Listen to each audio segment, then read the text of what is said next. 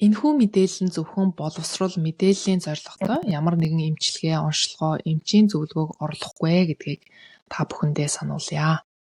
Өнөөдрийн дугаараар бид кортизол даавар гэж юу вэ? За, кортизол гэдэг дааврын механизм бид яаж хэрхэн үүсдэг вэ гэдэг талаар ярих болно.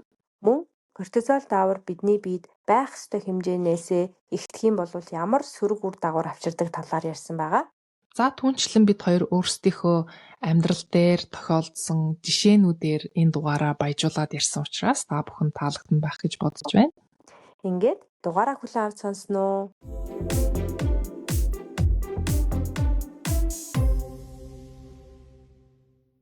Сайн бацхан уу? Шимтэн арай подкастын дараагийн дугаар эхлэхэд бэлэн боллоо. Ингээд инх цулгаж байгаа өрий. Сайн уу инх цулгачээ? Энэ өдрийн мэнд хүргэе. Сайн уу намаа? Энэ дугаарыг сонсож байгаа бүх хүмүүстээ бас энэ өдрийн мэнд хүргье. За, сонь сайхан юу байна да? Сонин ихтэй. Бид хоёр чинь энэ дугаараа ингээд төр зур алгасаад хичээл ном шалгалтандаа төвлөрөөд тэгээд эргээд өргөжлүүлье гэж ярьсан шүү дээ. Тэгээд би шалгалтаа өгсөн байжгаад шалгалтын хариу маань ирсэн юм аа. Өчигдөр. Тэгээд бэлэг дэмбэрэлтэй юм боллоо. Өчигдөр чи одоо бид хоёрын энэ дугаарыг бичиж байгаа үе маань яг цагаан сарын үе те. Тэгэхээр өчигдөр бол шиний нэгэн байсан. Тэгээ өчигдөр шиний нэгэнд би хариугаа хүлээгээд авсан чинь миний авж байсан оноонууд дундаас хамгийн өндөр оноогоо марк ингээ авсан. Энэ сэдв дээр баярлалаа. Тэгээ энэ сэдв айгүй тийм чухал сэдв байсан болохоор би их баярлалаа. Яагаад гэвэл миний одоо яг хийж байгаа бүх энерги гол юма зарцуулж байгаа юм маань энэ болохоор чи бас мэдж байгаа шүү дээ. Бид нар ямар их ач холбогдол өгдөг билээ. Дүндээ гол биш гэж үзэж болно. Гэхдээ яг хийж байгаа зүйл мэдлэгээ шалгуулад би ийм хэмжээний мэдлэг хуримтлуулсан тэрийгэ хэрхэн эмх цэгцтэй тэгээ зөв анализ хийгээд хүргэж байна вэ гэдгийг маань багш нар маань үнэлээд энэ үнэлгээг өгдөг учраас энийг айгу тийм томоор хүлээж авах нь зөв байхгүй. Тэгээд би 97 оноо авцсан байсан. Баяр харин тэгээд маш баяртай. Би тэр өдрөө гарч бас тэмдэглэлээ. Тэгээд их баяртай сууж ийн. Тэгээ манай энд бас хүүхдийн амралт болцсон тавьсан байгаа. 7 хоног амраадаг хүүхдүүдийг. Тэгээ хүүхдүүдийн амралт тавьчихсан. Хүүхдүүдээ бас ирж тийш нь авч яваад иймэрхүү маягтай байна. Чамаар сонь сайхан юу байна? Хүүхдийн амралтаас тавьсан байгаа юу наа чи? Тийм, манай энд бас яг хүүхдийн амралт энэ 7 хоногт явагдаж байгаа. Тэгээд охин болохоор нөгөө сургууль намарсан ч гэсэн эндхийн одоо цэцэрлэгийн үйлчилгээг аваад явцдаг. Хүү маань арай жоохон томорцсон байгаа болохоор гэртээ ерөнхийдөө надтай хамт байгаа. Тэгээ шалгалт гэдээ та сая ярьж гин. Үнэхээр шалгалт гэдэг бол айгүй чухал байдаг тий. Мэдээж яг зүгээр дүн гэдэг талаас нь харж байгаа хүмүүс бас байж болох ч гэсэн чи яг ингээд тодорхой хугацаанд сурсан мэдлэгээ яг мэрэгжлийн хүмүүсээр нь үнэлүүлээд тэгээ тэр үнэлгээ маань одоо тий бидний хүсэж исэн тэр үнэлгээ байх юм бол айгүй чухал байдаг тий. Тэгээ ганцхан дүн гэхээс илүү яг тантай санал нийлж гин бид нар тухайн мэдлэгээ хэр эмх цэгцтэй зөв эзэмшсэн байна вэ гэдгийг бас илэрхийлэх нэг илэрхийлэмж болж байдаг учраас би ч гэсэн дүнд бүр айгүй ач холбогдол өгöd байгаа сүүлийн үед. Тэгээд бас цаашаа үргэлжлүүлэн сурах үед ялангуяа магистрийн хөтөлбөр цаашаа үргэлжлүүлэн сурахаар бол дүнгийн одоо оноо айгүй чухал байдаг те. Бид нар нөгөө дүнгийн голч гэж ярьдаг те. Тэгэхээр дүнгийн голч маань нэлээд сайн байж цааш нь үргэлжлүүлэн судалгаа хийх, судлаач болох юм боломж нь нэгддэг болохоор миний хувьд ч гэсэн одоо ингээд дүн гарах мөчийг ингээд тэсэн ядуу хүлээдэг. Тэгээ би өнгөрсөн семестрт яг тантай адилхан маш юм чухал одоо энэ хөтөлбөрийнхөө маш чухал хичээлүүдийн 2-ыг нь авсан. Тэгээ тэр 2 дээрээ 6 онооноос 5 оноо авсан байсан. Тэгээ би бас өндөр авсан байж тээ сайн бай. Яста баяр хүргэе. Яг тэнцчээвэл бол 4-өөр тэнцдэг байхгүй энд. Тэгээд 4 авч ивэл одоо өстө нэрэ баярлан даа гэсэн чинь 5 авсан байсан. Тэгээд тэр чинь айл 1 сарын 2 сарын 4-нд бид нар хариугаа авсан. Тэгээд бас яг тантай адилхан тэгэл гэр бүлэрээ бөөн баяр болж байгаа юм чи тээ. Тийш тээ бүдэрээ за тэд оноо авсан байх шүү давцсан биш. Би чи за шалгалтанда тэнцвэл болоо өстө тэнцвэл болоо гэж бид нартаа хэлдэг байхгүй юу. Манайх 40-оор тэнцдэг юм. Тэгээл буцаал хүүшээ тэд авцсан байна гэл тэгэнгүүт манай хэд хурж ирээл өстө. Алгаташаа сүр болно шүү. Гэтэ яг ингэж бас хүүхдүүд бас гоё нөлөө үзүүлдэг байх гэж боддог шүү. Хүн нэг юмны төлөө ажиллаад тэрнийхээ үр дүн хуваалцаад зөвхөн одоо хоёлоо бол тэр үнэлгээний учир шалтгааныг нь сая тайлбарсан шүү дээ тий. Хүүхдүүдийн хувьд бол сургууль дээр бол дүн бас тийм чухал биш шүү дээ. Гэтэл яг ингээд насанд хүрсэн хүмүүсийн хувьд ялангуяа бит хоёр шиг нилээ хожуу ингээд сурж байгаа хүмүүсийн хувьд энэ дүнг бас чухалчлагаас өөр арга байхгүй тий.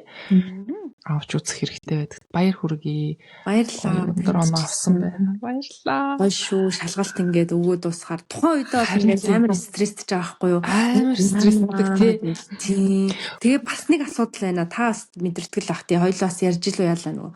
Одоо дандаа нөгөө унган хилтэй хүмүүстэй харьцуулагдана гэдэг бол бас нэг төрлийн айгуу том юм даваа байдаг. Тэгээд тэндээс ингээд гайгуу гараад ирэхээр бас ингээд айгу урам аваад дараагийн зүйл хийх юм гоё урам авдаг. Тэгэхээр өөрөөрөө бахархах хэрэгтэй байх гэж бодсон. Тийм штэ. Яг одоо яг ингээ англи хэлтэй хүмүүс сурж байгаа. Англичууд ихэнх нь сурж байгаа. Миний сурж байгаа хэсэгт. Тэр хүмүүсийн хувьд бол унган хэл дээрээ бүх хичээлээ үзээд унган хэл дээрээ яриад яг яриагаа шалгуулад ингээ чинь шаал ондоо те би жишээ боддог хөө Монгол дээр энэ хичээлүүдийг хийх юм бол өстой жинхэнэ утгаар нь те яг 100% ингээл хийх байсан та гэж боддог. Тэгтээ сүүлд би бас нэг юмыг ойлгосон. Юу гэхээр бид нар чи хоёр дахь хэл дээр энэ шалгалтыг өгж байгаа. Энэ нөгөө багасаа ингээд эзэмшээгүй хэл шүү дээ. Тэгэхээр яг тэр утгаараа бид өөрсөндөө бас баяр хүргэх, өөрөөрөө бахархах хэрэгтэй. Тэг манай ангийнхнаас бол зөндөө англи хүмүүс хичээл дээр ундаг. Тэрийгээрээ би өөрийгөө дүүлгэж харуулах гэсэн юм биш үү? Гэхдээ энэ юу харуулж байгаа гэхээр бид нарын нөгөө хичээл зүтгэл монгол хүмүүсийн амархан юм сурдаг бас хичээл зүтгэл тэрийг бас харуулдаг юм болов уу гэж бодсон. Тэгээд би бас нэг юм сүүлийн үед нэг юм ухаарад байгаа. Юу гэхээр одоо акцент интерес бид нар аюу хичдэг штэ. Жишээ нь сүүлд сурсан хүмүүсийн хувьд акцент нэг өөр те.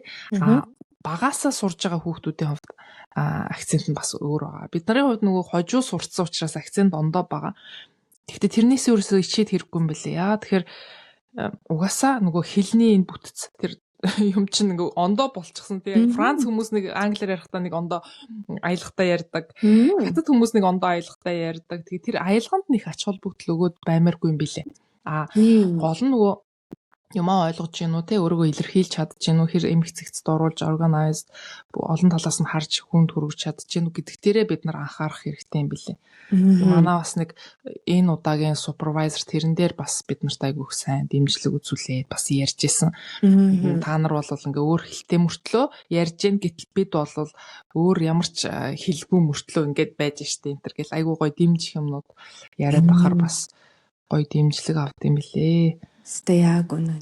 Тэгээд чи түрүүн тэгсэн штэ шалгалтын үед айгүй стресстэй гэгээд тийм. Тэгээд энэ их сургуульд сурж эхлэхэд шалгалтын хамгийн эхний жилүүдэд би айгүй стрессцэн. Нөгөө хугацаа ингээд тавьчихсан. Тэгээд хугацаандаа яг тааруулж ажиллаа хийх ёстой. Тэгээд тэр стресстэй бахаар хүний бие физиологт айгүйх нөлөөлдөг юм билэ. Тэгээд тэр нь ямар учиртай юм бэ гэдгийг өнөөдрийн ярих дугаараараа бид хоёр гоё дэлгэрэнгүй та нартай хүргэнэ. Яагаад гэвэл стресс ба кортизол гэдэг дааврын талаар бид хоёр ярих юм тий. Бид хоёр даавар гэдэг сэдвийн дор та бүхэндээ юм цуурлууд хүргэж байгаа. Тэр цуурлалын нэг хэсэг нь болгоод энэ кортизол гэдэг дааврын талаар өнөөдөр бид хоёр та бүхэндээ хүргэнэ. Тэгэхээр гоё аяхтаа цайгаа аваад тухлаад эсвэл гадаа гоё алхаж явахдаа гэрээ цэвэрлж явахдаа гоё нааша анхаарлаа хандуулад сонсорой. Тийм. Тэгээ бид нар их бага хэмжээгээр кортизол гэдэг үгийг зөндөө сонсч байсан баг тий. Кортизол дааврын талаар ч гэсэн тодорхой хэмжээнд одоо өөр юм гэсэн мэдлэгтэй байгаа ах гэж бодож байна. Тэгээд ихэнх хүмүүст би асууж үзсэн. Одоо энэ кортизол дааврыг бэлтжиж кортизол гэж ямар даавар вэ гэхээр ихэвчлэн нөгөө жоохон сөрөг утгаар нь хүлээж авд юм билэ. Кортизол ихсгээр хүний биед одоо муу те кортизол даавар их байх нь тийм сайн биш. Ер нь тийм муу гэсэн талх нь аюу хүлээж авдаг юм шиг санагдсан. Тэгэхээр кортизол даавар гэдэг нь яг юу вэ гэхээр бидний бөөрийн дээд булчирхаагаас ялгардаг стероид бүтэцтэй буюу өөх тостой юм төс бүтэцтэй эсийн дотор орж генийн түвшинд хүртэл нөлөөлдөг юм дааврын төрөл байгаа байхгүй. Тэгээ энэ дааврыг хэлж байгаа юм. Тэгэхээр хүмүүс кортизолыг одоо сая ярьсанчлан одоо стрессийн даавар гэж нэрлэдэг боловч энэ бол зөвхөн кортизолын зөвхөн нэг тал нь байгаа юм. За хэрвээ кортизол байхгүй байх юм бол одоо бидний бие өдөр тутамдаа хэвийн байдлаар ажиллахад жоохон хүндрэлтэй болно. Тэгэхээр энэ даавар болохоор бидний биеийн бодисын солилцоонд оролцдог. За дархлаа, цусны даралт, цусны дах сахарын зохицуулалт зэрэг олон чухал системд оролцдог. За өөрөөр хэлэх юм бол кортизолгүйгээр бид өглөөс ирээд ажил хийх хэмжээний энерги гаргаж чадахгүй. За ямар нэгэн өвчин эмгээг туслаа гэж бодоход за эсвэл хит хүнд өрөвслийн одоо тэр урвлаас өөрийгөө хамгаалах чадамжгүй. За өсөх үед ингээ сахараа тогтвортой байлгаж чадахгүй хэмжээнд ингээ хүртгээ. Тэгэхээр кортизол даавар бол бидний бие эргэтэн систем одоо бүрэн зөв хэвийн ажиллахад заавал оролцдог чухал даавруудын нэг байгаа тий. Намайг өстой гоё дэлгэрэнгүй тайлбарлалаа. Тэгэхээр сонсож байгаа хүмүүстээ бас дэлгэрүүлээ даавар гэдэг чинь ер нь юу вүлээ гэдгийг дахин нэг хөргөчвөл зүгээр юм болов гэж бодлоо.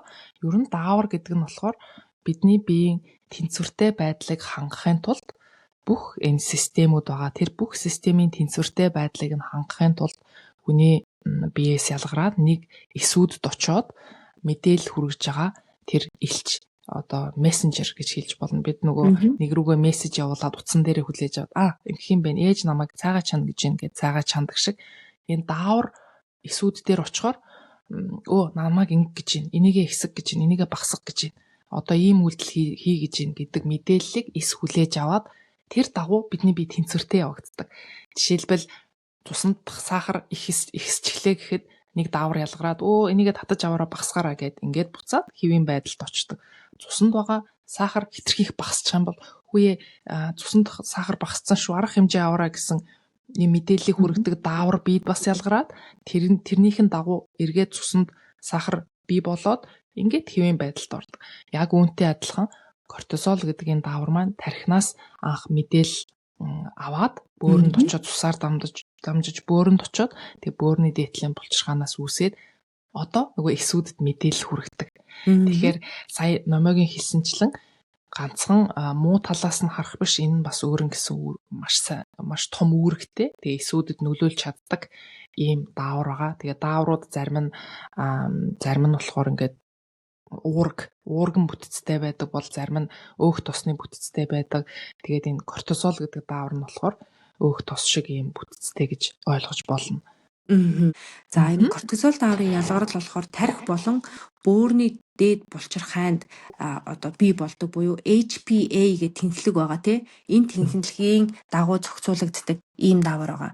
За хүн ямар нэгэн ачаалал авах, за эсвэл айдас төрөхтөн, за тэгээ өлсгөлэн биед одоо өлсгөлэн явагдах, эсвэл халдвар зэрэг ингээд бие ингээд дасан зохицох шаардлагатай нөхцөлд ингээ орох үед тархины энэ гипоталамус гэдэг бит хоёр нэг хэсэг яриад байгаа тийм. Эндээс одоо ерөнхийдөө дааврын дохионууд ялгардаг. Тэгэхээр энэ гипоталамус гэдэг хэсгээс CRH гэдэг дохионы энэ дааврыг ялгаруулт юм байна. Тэгэхээр энэ дохио болохоор гипофиз булчирхайд хүрээд ACTH гэдэг дааврыг ялгаруулна. Тэгэхээр энэ ACTH нь цусаар дамжаад бөөрийн дээд булчирхайн гаднах одоо хэсэгт нь ингээд очоод кортизолын үйлдвэрлэлийг идэвхжүүлдэг байх нэ. Тэгэхээр кортизол даавар бол одоо хүний биед 24 цагийн турш байнга ялгарч байдаг. За өглөөс ирэх үед эрүүл хүний хувьд бол кортизол өглөөс ирэх үеэр хамгийн өндөр байгаад багаар одоо нөгөө буурч явсаар орой болоход хамгийн бага түвшинд очдог. Тэгэхээр өглөөс ирэх үед кортизол өндөр байна гэдэг нь болохоор бидний бие сэргэж одоо энерги аваад өдөр эхлүүлэх энэ боломж нь бүрддэг. Түүнээс өглөө кортизол одоо их байдаг болохоор муу гэж юусоо ойлгож болохгүй. А нөгөө талдаа бид нэр кортизол даавар маань өндөр түвшинд ээжж бидний бие сэргдэг байх нэ. За харин ингээд багаар буурсаар агаад орой болох үед одоо кортизол даавар маань багасах хэрэгтэй юм байна. Тэгээ энэ кортизол дааврын бас нэг надад сонирхолтой санагдсан зүйл нь юу вэ гэхээр кортизол ингээд одоо ялгарах хэмжээгээр ялгараад тарих за одоо боллоо хангалттай хэмжээгээр кортизол даавар маань ялгарлаа гэж үзэх юм бол энэ CRH ACTH-ийг буцаагаад багасгаад кортизолын ялгарлыг хэтэрхээс юм сэргийлдэг юм байна. Үүнийг нь болохоор негатив фидбек буюу одоо сөрөг холбоос буюу буцааж ингэж нөгөө өөрийгөө татаж авах механизм гэж нэрлэдэг юм байлээ. Тэгэхээр энэ механизм болохоор хэвийн ажиллаж байх юм бол кортизол шаардлагатай үедээ нэмэгдээд шаардлагагүй үедээ буцаад ингээд буурч чаддаг байдаг юм байна. Тэгэхээр эндээс ингээд харахад ч гэсэн бидний бие организм бол ингээд айгүй зөв зохицуулгатай үнэхээр тийм нарийн байдлаар ажилладаг байгаа нь харагдаж байгаа зү тий. Яг зөв. Тэгэхээр саяны чиний ярьсан хэсгийг бас жоохон задлаад бүр ингээд хялбаршуулбал бүр илүү гоё ойлгомжтой болох байх гэж бодож байна. Тэгэхээр чи сая HPA гэдэг тэнхлэг гэж дурдсан тий. Тэр нь ер нь энэ стресстэй холбоотой асуудал үүссэн хүмүүсийн хувьд тэр тэнхлэгийг нь авч үздэг. Тэгэхээр энэ ямар тэнхлэг вэ гэхээр hypothalamic pituitary adrenal axis гэдгийг товчлсон HPA гэдэг товчлсон байна. Тэгэхээр сая номоо сайхан хэлчихлээ шүү дээ. Hypothalamus гэдэг нь тархины нэг хэсэг. Тэгээд өнчин тархи. Тэгээд бөөрийн дээд булчирхаа гэдэг энэ нэг дээш ингээ шугам татгаар тэнхлэг үүсчихэж шүү дээ. Энэ тэнхлэгийг хэлж байгаа тийм. Тэгэхээр энэ тэнхлэг нь асуудал үүссэн хүмүүс эсвэл хэтэрхийх ядраад байдаг асуудал үүсдэг бид нь аль эсвэл нөгөө бүр энэ тэнхлэгт нь асуудал үүсчихэрээ эсэргээрээ дандаа нөгөө сэтгэл түгшил үүсэх ч юм уу ингээд сандрах ч юм уу ийм байдалд ордог. Энийг дахиад би дэлгэрэнгүй тайлбарлана. Тэгээ буцаад энэ HPA гэдэг энэ тэнхлэг дээрээ төвлөрөхөд сая номоо сайхан тайлбарлалаа шүү дээ. Ингээд тэнцвэртэй байдалд оруулахын тулд ингээд ажиллаж идэг гэдэг.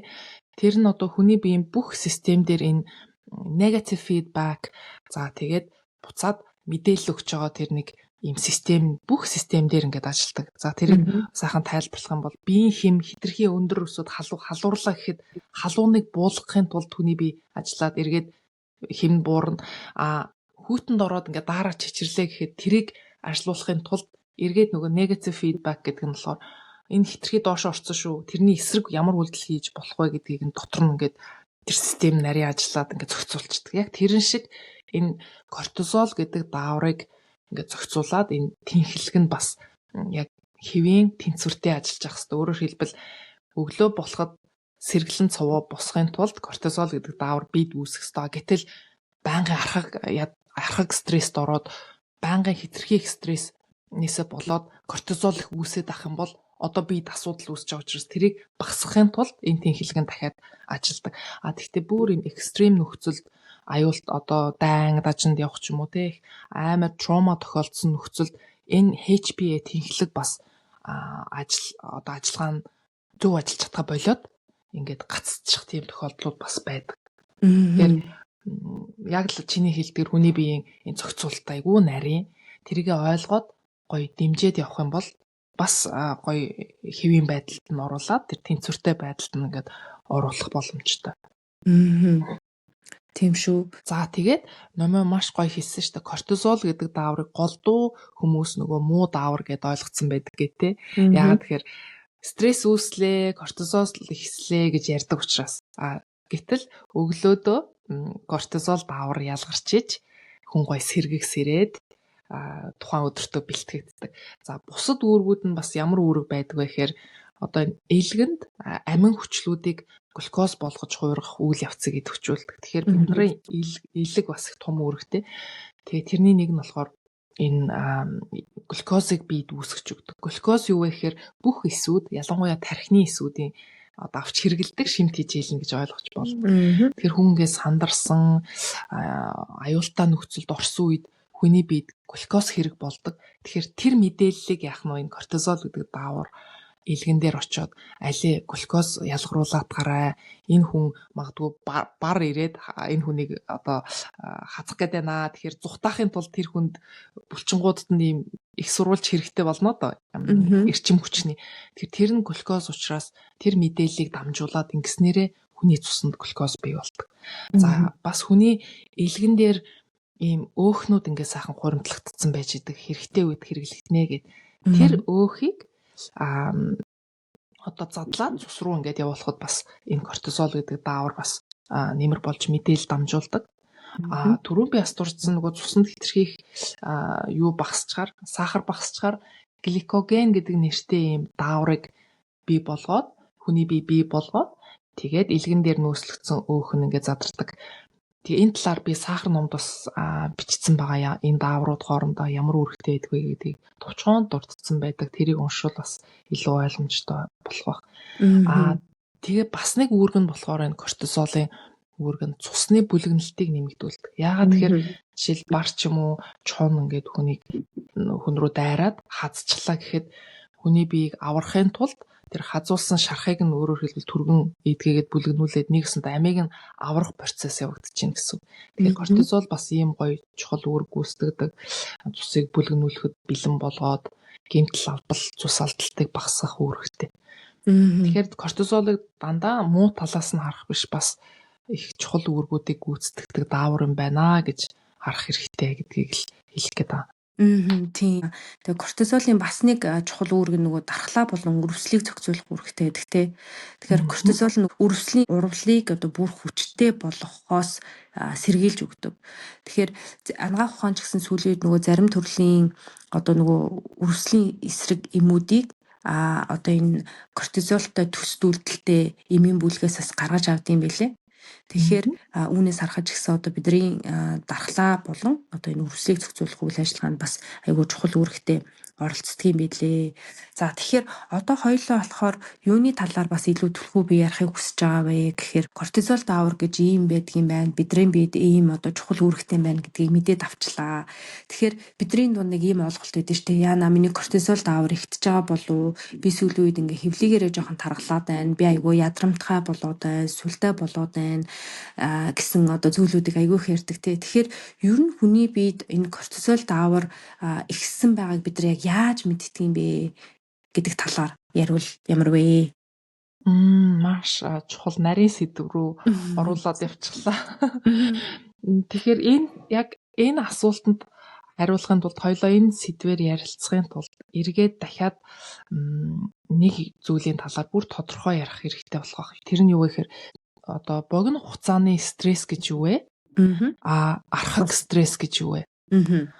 Гэдгийг ялгаж салгах юм бол аяндаа одоо кортизол биед одоо ихссэн, эсвэл одоо түрүүчийн нөгөө тэнхлэг байна шүү дээ, HPA тэр тэнхлэгт асуудал үүссэн байна уугүй юу гэдгийг хариулахад илүү болох бах. Тийм.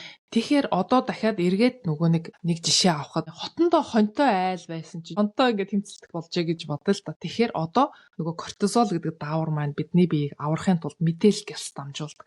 Тэгэхээр энэ үед бидний биед ямар өөрчлөлт гардаг вэ гэхээр амьсгаа түргэсэн. Яагаад амьсгаа түргэсэж байгаа вэ гэхээр нөгөө агаараар дамжуулаад хүчил төрөгчийг авах гэдэг. Тэгээд амьсгалаа түргэсгээд хурдууртаа амьсгалахаар хүчил төрөгчийг авахаар эд эсүүдэд хүчил төрөгч очно гэсэн. Зүрх хурдуурт нь цохилно, зүрх хурдан цохилохоор дагаад цусны даралт нэмэгдэнэ. За хоол боловсруулалт бол төр зогсно. Шонтоо тэмцэж яхад юу одоо хоол унд вэ тийм. Тэгээд биеийн энерги хэмнэхийн тулд хоол боловсруулахын систем маань тэр чигтээ төрд ингээд хойшин тавигдаж байна гэсэн. Нэгдүгээр тавигдгаа болоод эренблэх юм бол. За тэгээд мэдрэхүү маш хурц болоод орчныг маш сайн анзаарна, мэдээж хэрэг чон одоо хаанаас дайрах вэ гэдгийг хүн мэдчих хэвээр учраас тий. За өөрөөр хэлбэл хүний бие амьд үлдэх горим руугаа л орцсон гэсэн. Амьд тэмцэж чинь гэсэн. Энэ яагаад чухал вэ гэвэл энэ хариу уруулна эргээд богино хугацаанд тэр чонтоо тэмцээд аюултай үеэс дайчин цухтаагаад ингээд ам гарахад хэрэгтэй болж байгаа. Гэтэл яг эсэргээрээ одоо саяны үйл явц нь ингээд бид байнга үүсэх юм бол тэгээ дээрүүд яг ингээл чон араатай амтангаас хамгаалахын тулд ийм зохицуулт бид явагддаг байсан бол орчин үеийн хүний амьдралд стресс ихсээд стресс нь нэмэгдсээр байгаа тэр чон дайрч байгаа юм шиг энэ үйл явцыг хүний биед үүсгээд идэг. Тэрийгээ бид нар мэддэггүй. Жишээлбэл тэр нь юу гэхээр би шалгалтанд бэлдэж гэн гээл тий анхын их сургуульд орчоод одоо энэ шалгалт яана шалгалтын хугацаанд өглөө би хугацаанд амж чадж гэнүү юмаа хийж чадж гэнүү хажуугаар нь тий ингээл давхар стресс ороод байна гэдэг нь нэг удаа богино хугацаанд ингээд өсөөд багасчих хэвээр стресстэй харьцуулахад одоо бүтэн саржингаа би ингээд санаа зовоод байна гэдэг нь стресс уртасч эхэлж байна да.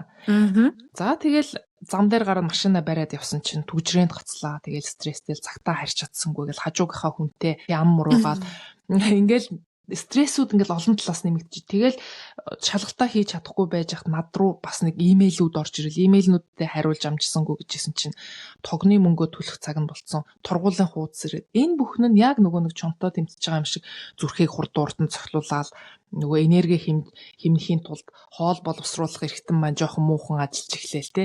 Хоол боловсруулалт нь муудаал миний одоо ингээл хоол идсний дараа энд бөөгнөрчөөд ах юм гэдэг чинь бас нэг юм болоод байна гэсэн. За тэгээд эмэгтэйчүүд дээр нөхөн үржихэн асуудал үүсч эхэлдэг. Тэр юугаар илэрх вэ гэхээр номоо чи мэдчихэж байгаа тий. Юугаар илэрх вэ? Сарын тэмдэг алдагддаг. Сарын тэмдэг эмэгтэйчүүдэд сарын тэмдэг алдагдаж эхэлдэг. Энэ яг надад бас тохиолдсон байхгүй. Шалгалтын эхний үед сарын тэмдэг алга болсон. Нөгөө нэг би яагаад тэгэхээр нөхөн үржихүү гэдэг маань аюулд орчоод байгаа нөхцөлд хүний бие юу нөгөө нөхөн үржихүү юу хоол боловсруулах те эхэндээ хамгийн гол нь нөгөө аюулаас гарах тэр горимдоо шилжчихсэн байгаа шүү дээ. Тэгэхээр кортизол гэдэг даавар нь одоо их ялгараад байна гэсэн үг. Тэр энэ одоо гол ойлголтыг ингээд авчиж болно. Тийм шүү. Тэгээ сая та нөгөө сарын тэмдэг бас алдагддаг гэдэг чинь миний хувьд ч гэсэн би өөр төрөө анзаарсан зүйл юу байсан бэ гэхээр одоо ингээд байнгын юм стресстэй одоо яг шалгалтын стресс бол одоо оюутан хүмүүс аягүй байгаа шүү дээ тийм. Тэгэхээр кортизол даавар маань тэрийгээ дагаад ингээд байнгын өндөр түвшинд байгаад байгааг анзаарсан байхгүй юу. Тэгээд миний хувьд болохоор яаж нөлөөлсөн бэ гэхээр нойронд аягүй хүчтэй нөлөөлсөн. Уг нь бол ингээд хэвийн үед орой болохоор кортизол даавар ингээд буураад тэр нь буурах тусам ингээд унтах одоо тий бие амрах дохио ингээд хүчтэй болоод хүн тайвшраад ингээд мелатонин ингээд илүү ялгарлан нэмэгдээд унтах ёстой байтал орой ингээд байнгын кортизол даавар өндөр одоо байгаад ах юм бол тарих ийм сэрүүн горимд орчдөг. Тэгэхээр нөгөө нойр хүрэхгүй байх эсвэл шүн олон сэрэхтэй тэгээ өглөө сэрэх үед нэг л тийм ядарчихсан сайн амраагүй байгаа ийм байдал ажиглагддаг. Тэгэхээр кортизол өндөр байгаа үед стресс, кортизол, нойр гэсэн ийм гурван ийм тойрог үүсчдэг юм байлээ. За хүмүүс бас нөгөө стрессэд ирэхээр айгүй их таргалаад байна. Стрессээс үүдэлтэй таргалалт гэж ярьдаг штэ тий. Тэгэхээр стресс ихтэн гэдэг маань стрессийн түвшин нэмэгдэнэ гэдэг маань кортизол даавар өндөр байх одоо бас нэг үндэс болчдөг тий. Тэгэхээр кортизол өндөр байх нь цусны дах сахарын түвшин өсгөх хандлагатай байдаг. Тэгэхээр энэ нь одоо цаг хугацааны явцад инсулиний төсвөржилтийг нэмэгдүүлж болдгоо. Инсулиний төсвөржилт нэмэгдэхээр одоо хэвлийн өөх амархан хуримтлагдах энэ нөхцөл нь бүрдэж байдаг. Тэгээ бид хоёр бас энэ дээр нэг зүйлийг бас дурдж өгөх зөв байх гэж бодож байна. За стрессээс үүдэлтэй кортизол даавар ихсэх болон эмгээгээр хит ихссэн хоёрын ялгааг нь аягүй сайн тайлбарж өгвөл зүгээр ах гэж бодож байна. Тэгэхээр стрессээс үүдэлтэй кортизол даавар болон бие дотор кортизол ямар нэгэн хяналтгүйгээр өндөр болох гэсэн юм хоёр ойлголт байгаа. За бие дотор энэ кортизол аягүй их өндөр болох эмгэг өвчнийг болохоор бид нар Cushing хам шинж гэж нэрлэж байгаа. За энэ Cushing-ийн хам шинжийн үед яадаг вэ гэхээр айгүй их ядарч стресстэн.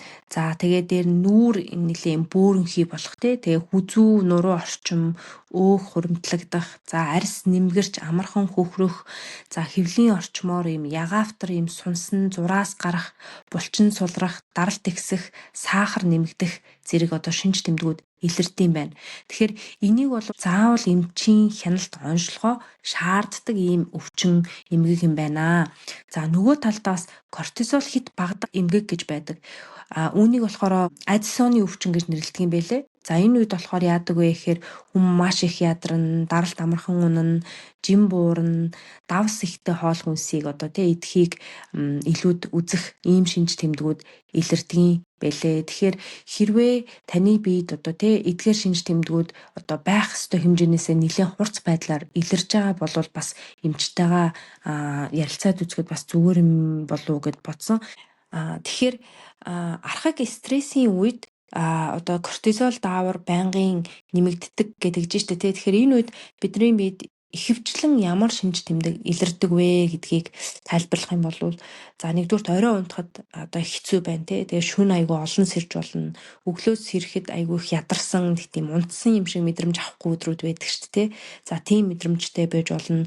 Өдөр ингээ үдээс хойш болоод ирэхээр нэлээд ядарч байгаа боловч яг унтах гад тэгэхээр унтаж чадахгүй байх. За хэвлийн хэсгээр өөх нэмэгдэх, чихэрлэг болон тослог хоол байнга идхийг хүсэх, за сэтгэл түгших, амархан цочромтгой болох, даралт баг зэрэг одоо тий тогтмол өөрчлөгдөх зэрэг ийм шинж тэмдгүүд илрээд эхлэх юм бол стрессээс үүдэлтэй кортизол дааврын бас ихсэл байж магадгүй. Гэхдээ эдгээр шинж тэмдгүүд одоо дангаараа тий таны кортизол өндөр байна гэдгийг батлахгүй. Нойрны асуудал, за инсулины төсвөржилт, бамбай булчирхайн асуудал, сэтгэл зүйн эмгэг зэрэг бас өөр бусад шалтгаантай байж болох учраас энийг бол ганцхан өөрөө гэртээ одоо дүгнэх биш, заавал эмчтэй ярилцчихэж бас тодорхойлох юм боломжтой байдаг юм байлээ шүү. Тэгэхээр энэ стрессийг яаж мэдэх вэ? Би одоо стресстэй нөхцөлд байна гэдгийг хүн ер нь яаж мэдэх вэ гэхээр одоо тэр дунд архаг стрессийг яаж ялгаж салах вэ гэхээр өөрийгөө бас ингэж чагнаад өөрийнхөө биеийн байдлыг харж үзэх хэрэгтэй байх нь шүү дээ. Тэгэхээр жишээ авъя би. Жишээ авахад булчин чангаралт гэдээ бид нар ярьдаг та. Энд тэнд булчин чангараад байна. Очиж массажинд оролцууллаа гэж ярьдаг. Тэгэхээр энэ булчин чангаралт гэдэг нь бас л стресстэй цаашлаад кортизол даавартай холбоотой байдаг. Тэгээ стресс гэхээр яагаад энэ булчин чангарч байгаа вэ гэхээр хүний мэдрэлийн системийг бас зохицуулахад энэ кортизол даавар оролцдог. Тэр хүний хоёр үндсэн ийм жигүүр гэх юм уу да мэдрэлийн систем байдаг. Нэг нь болохоор жоохон тийм тайван амгалан байдалд оруулах ийм зохицуулттай мэдрэлийн систем байдаг. Нөгөө жигүүр нь нөгөө тал нь болохоор түрүүчийн нөгөө чунд айрах үед хүнийг аврахад зориулагдсан ийм бие системийг бэлтгэдэг ийм мэдрэлийн систем. Энийг англи хэл дээр юу гэж нэрлэдэг вэ гэхээр parasympathetic. Тэр нь болохоор амрах, хоол боловсруулах, буцаад нөхөн сэргээх, нөхөн үрж хөг дэмжих энэ төлөв. Нөгөө тал нь болохоор sympathetic мэдрэлийн систем. Одоо нөгөө нэг аюултай байдлаас биеийг зугатаалгах энэ төлөв байна. Тэгэхээр энэ хоёр төлөв ээлжилж хоёулаа ингээд нэг нь хэсгүүд нөгөөх нь орж ирээд нөгөөх нь ихсээд байгаа хүний хувьд нэгийг багсгаад ийм байдлаар зохицуулаад явах юм бол мэдрэлийн систем бас зөв ажиллаж идэг. Тэгэхээр магадгүй толгой байнга өвдөх, булчин чангарах үед энэ нөгөө архаг стресс байгаатай холбоотойгоор энэ нь бидний мэдрэлийн системд нөлөөлөөд нөгөө нэг жигүүрийг нь байнга ингээд сандарсан байдалтай байгаа тэр чиглэл рүү оруулаад байгаа. Тэр мэдрэлийн систем давмгаалчаад байгаа бол энэ шинж тэмдгүүд бас илрэх боломжтой байдаг. Тэгэхээр одоо parasympathetic мэдрэлийн систем гэхлээр би тайлбарлая л да. Тэр нь нөгөө би хэлсэн шүү дээ амрах, тэгээд хоол боловсруулах, нөхөн төлжүүлэх ийм систем гэдэг. Тэр мэдрэлийн систем давмгаа байгаа үедээ хүн маш гоё тайван байгаа учраас эдгэрэл их сайн явагддаг. Энерги амархан нөхж эхэлдэг. Энийг би жишээ болгоод тайлбарлахад нөгөө шүлсний ялгаралт бас нэмэгддэг. Тэгэхээр би нөгөө бясалгал хийж байгаа үед ингээд миний амд ингээд хар шүлс ингээд ялгараад байгааг би анзаарчаад ямар сони юм бэ гэж гайхдаг байсан байхгүй. Тэгээд яг хичээл дээр энэ мэдрэлийн энэ хоёр системийн төлөвийг ингээд үзсэн чинь хариуг нь олоод би бясалгал хийгээд бүх би ингээд амраагаад юу ч бодохгүй ингээд тайван суухаар нөгөө parasympathetic мэдрэлийн системийн төлөв нь одоо ажиллаж илүү давмгаалаад миний аманд бас шүлс ялгараад тий. Тэр шүлс ялгарчээд гэдэг чинь яадаг маш том давуу талуудыг авчирдаг. Жишээлбэл бид нар нөгөө хүмүүсийн өмнө одоо ингээд подкаст хийгээд бид хоёр ингээд суухад шүлс амд сайн ялгарч явах юм бол ярахад амархан болно шүү дээ тий. Ам хуурайшгүй байн бай юм уу шүлсний ялгарал тэрэнд нөлөөлж байгаа. Хоёрдугаарт шүлс сайн ялгарч явах юм бол дагаад хоол боловсруулалт бас сайн байдаг. Яг бол шүлсэнд хоёр төрлийн фермент байдаг. Нэг нь өөх тосыг задлах, нөгөөх нь болохоор цардуулыг задлах. Энэ хоёр фермент бас давхар ялгарч идэг. Тэр нь тэгээд яаж аваа гэхээр амдаа орж ирсэн хоолыг сайн зажлаад авах юм бол тэр химийн одоо бутлах, жижиглэх тэр үйл явц амд эхэлж явагдаж эхэлнэ гэсэн үг шүү дээ. Тэгэхээр шүлс ялгарч эхэлдэг. Тэгэхээр parasympathetic мэдрэлийн системийн нэг давуу тал нь тэр буцаад нөгөө зүрхний цохил тайвшраа, тайван амьсгалаад Тэгээд энэ амьсгал гэдгийг бид нар бас сайн анзаарч явах юм бол мэдэгддэг. Чи тэгдгүү нөмө би бол компьютер дээр ингээд ажлаа суугаад эсвэл ингээд Instagram-да пост бэлтгэхээрээ ингээд амьсгаагаа ингээд түгжээд эсвэл ингээд гүн амьсгалж чадахгүй зүгээр ингээд айгүй юм хөнгөн амьсгалаад байгаа би яг ингээд анзаардаг байхгүй. Чи тэгдгүү. Би өөртөө анзаарч байгаагүй юм байна. Чи ингээд анзаараад үзээрэй. За би ингээд яг компьютер дээр одоо ингээд ном бичээл уртууд өгүүлбэрүүд бичгтээ амьсгаагаа түгжчихдэм байлээ. Яг ингээд бясалгал ихээр амьсгаа ингээ гүнзгий аваад яа ингээд анзаарч эхэлж байгаа хөөх. Тэр нь эргээд нөгөө парасимпатик мэдрэлийн систем рүүгээ шилжүүлээд тэгэхээр одоо буцаад нөгөө HPA axis шүү дээ. Бид хоёрын анх тайлбарласан тэнхлэг тэр тэнхлэгээ эргээд тэнцвэртэй зөв ажилуулахад нь бид нар бас туслаад байгаа гэсэн. Гэтэл нөгөө нэг юу яадаг шүү дээ. Ууралсан ч юм уу ингээл нэг сандарсан сэтгэл түгшсэн байгаа үед нэг хоол унд идэх гэхээр яадаг гэхээр нэг өрцөн дээр ингээд бөөгнөрөөл харалчаал нэг онцгүй болчдаг. Тэр ямар төлөв бэ гэхээр нөгөө эсрэг төлөв нь парасимпатикийн нөгөө эсрэг нөгөө төлөв нь симпатик гэх мэдрэлийн төлөв байгаа. Тэр төлөв рүүгээ орчхороо одоо нөгөө аюул учрах гээд байна гэдэг мэдээлэл бий дүүсээд мэдрэл маань бас бусад эд эрхтнүүдэд зохицуулж эхлэе та. Нөгөө шүлс ялгах нь багасаал, ам хатаал тий. Хүн нөгөө сандраал хүмүүсийн өмнө ихтгэл тавих гэхээр ам хатчихдаг штэ. Тий. Тэр чинь нөгөө нэг аюултай гэдэг тохиолдол ирээд кортизол гэдэг нөгөө даавар маань ялгараад ам дотор нөгөө шүлс ялгарх нь багасаад ам хатаад. Тэгэл амьсгаа түргэсгээл хурдтай амьсгалаад зүрхний цохилт ингээ хурдсаал дагаал цусны даралт нэмэгдээл нөгөө нэг хоол боловсруулалт чинь байхгүй хойшлол тий ер нь сандарсан үед хоол идэхээр хоолоо давдаггүй шүү дээ. Тэр чинь энэ нөгөө симпатик мэдрэлийн төлөвтэй хүний бие ингээ орчход байгаад байгаа учраас тэр үйлдэлээ хийж чадахгүй. За тэгэл элэг глюкозыг цуснд ялгаруулаад хурдан энерги өгөхийн тулд миний түрүү чи ярьсан нөгөө чонтой холбож тайлбарладаг чинь дахиад эхэлж байгаа. Дахиад гарч ирж байгаа. Тэгээ бөөрнөөс нөгөө ялгарч байгаа тэр адреналин, норадреналин ялгараад айгуу тийм нүдний хүүхэн хараа томроол те ер нь нэг юм сандарсан байдалд ингээд аюултай байгаа шүү, хурдан хөдлөө гэдэг ийм л юмд оролцоод байна гэсэн үг. Тэгээд дүгнээд хэлэх юм бол парасимпатик гэдэг нь амрах, хоол боловсруулах, нөхөн төлжүүлэх, эдгэрэлтийг дэмждэг. Симпатик төлөв гэдэг нь стресстэй үед хүнийг хамгаалах, хурдан үйлдэл хийхэд дэмждэг тэр төлөв. Тэгээд энэний цаана нөгөө кортизол гэдэг даавар бас үүрэгтэй байж идэг. Тэгэхээр кортизол гэдэг энэ даавраа зохицуулахын тулд бид өөрсдөө бас арга хэмжээ авах хэрэгтэй болдог. Би байнга ингээл стресстэй байгаа хүн арга хэмжээ авчиж буцаад нөгөө нэг амрах парасимпатик төлөв рүүгээ шилжүүлчихээр эргээд бидний шарах сорив хурдан идэгдэг нөгөө нөхөн үржихүй маань буцаад энэ систем зөв ажиллаж эхлэхээрээ сарын тэмдэг тогтмол хугацаанд явж эхэлдэг. Эрэгтэй хүнд ч гэсэн ялгаагүй нөлөөлдөг. Энэ зөвхөн эмэгтэй хүнд хамааралтай биш. Эрэгтэй хүмүүсийн хувьд байнгын стресстэй байгаадахаар тестостерон гэдэг даавар нь бага ялгараад тестостерон даавар бага ялгархыг дагаад бэлгийн хүсэл нь унтраад бэлгийн чадах буурах хүртлээр ийм нөлөө үзүүлдэг. Тэгэхээр стресс гэдэг энэ нэг аюултай юмд оролцдоггүй юм гэж байдаггүй. Хүний бүх эрхтэн системд оролцдог учраас бид стрессээ зохицуулах тал дээр арга хэмжээ авах шаардлагатай. Ингэж чадах юм бол одоо кортизол гэдэг даавраа зохицуулж сурна. Ингэж чадах юм бол одоо номогийн түрүүн тайлбарлсан хэвлийгээр жин нэмээд байгаа нь буцаад эргээд буурч эхэлдэг. Тэгэхээр энэ хоёр парасимпатик, симпатик nervous system гэдэг энэ хоёр ойлголтоо бас сайн ойлгоод кортизол гэдэг даавраа бас сайн ойлгоод авчих юм бол энийгээ зохицуулаад ажиллахад бас нэмэртэй байдаг. Тэгээ би бас үүнтэй холбоотой нэг хид хідэн сонирхолтой судалгаанууд бас харлаа нөмэ. Тэгээд ер нь хоёлоо одоо кортизолын талаар ерөнхий мэдээлэл өгсөн юм чи яаж ямар арга хэмжээ авах вэ гэдэг гоё практикал тал дээр хүмүүст мэдээлэл өгвөл ямар уусаал хүн бүхэн стресстэй байгаа хүн бүхэн өөрөө мэдлгүй стресст орчдөг болохоор тэрний эсрэг ямар арга хэмжээ бид нар авч чадах вэ? Яаж HPA тэнхлэгээ зохицуулах вэ гэдэг сэдв рүүгээ орох уу?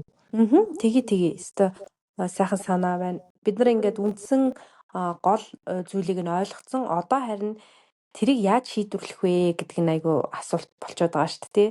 Хамгийн гол нь шийдвэрлэхдээ нөгөө яаж энгийн байдлаар өдөр тутамдаа өөртөө бүр ингээд стресстэй байгаа үедээ дахиад стресс нэмэх арга ашиглахгүй. Жишээлбэл би юу гэж хэлэх гээд байна гэхээр одоо ингээд дасгал хөдөлгөөн хийх ёстой гэд тэглэе гэж бодъё л доо. Тэгэнгүүт миний хувьд бол ингээд жим яваад ч юм уу за эсвэл одоо гэртээ ингээл янз бүрийн тоног төхөөрөмж аваад хийн гэдэг маань өөрөө ирэхэд стресс нэмждэг. Харин тэрний оронд яг өөрийнхөө нөхцөл байдал тохируулаад яаж одоо дасгал хөдөлгөөн хийх вэ? Яаж өөрийнхөө энэ онцлогт тохируулаад одоо тэр стрессийг бууруулж болох вэ гэдэг аргыг олох нь айгүй чухал юм шиг байгаа юм тий. Надад бас яг чиний хэлсэнтэй нийцэх нэг жишээ байна. Манайх нэг хэсэг юм энд нэг Англид Лондонд канал гэдэг нэг юм нарийнхан ус урсдаг хэсэг байдаг байхгүй. Тэгээ айгуу гоё манайхын ойролцоо каналын ойролцоо амьдардаг байсан. Тэгээд тэр дагуу нэг гоё гүйх ийм боломжтой. Тэгээд би нөгөө эрүүл мэндэ бодё ер нь гүйж эхлэе гэд гүйж эхэллээ. Тэгэл гүйхэд тухайн үед амар гоё юм нөгөө runners high гэж нэрлэдэг хүмүүст англи хэл дээр хүмүүс сайн мэдэх байх л та. Энэ яадаг вэ гэхээр гүйсний дараа бид үүсэж байгаа тэр эндорфин сэтгэл санааг өргөх тэр энэ chemical-ууд нь үүсээд ингээд гоё сэтгэл санаа өргөгдөж байгаа. Тэгсэн чинь би гүүхээр миний одоо энэ ам дээр хомхоод болоочод байдаг байхгүй юу. Тэгээ би бүр гайхаад яагаад би ингээд гүүхээр дандаа ингээд хомхоод болоочд юм болоо гэж бодоол гайхаад байдаг ус. Тэгээ би ер нь өөрийгөө анзаараад за би гүүх надад ер нь зөхгүй байна гэдэг мэдээд зогссон.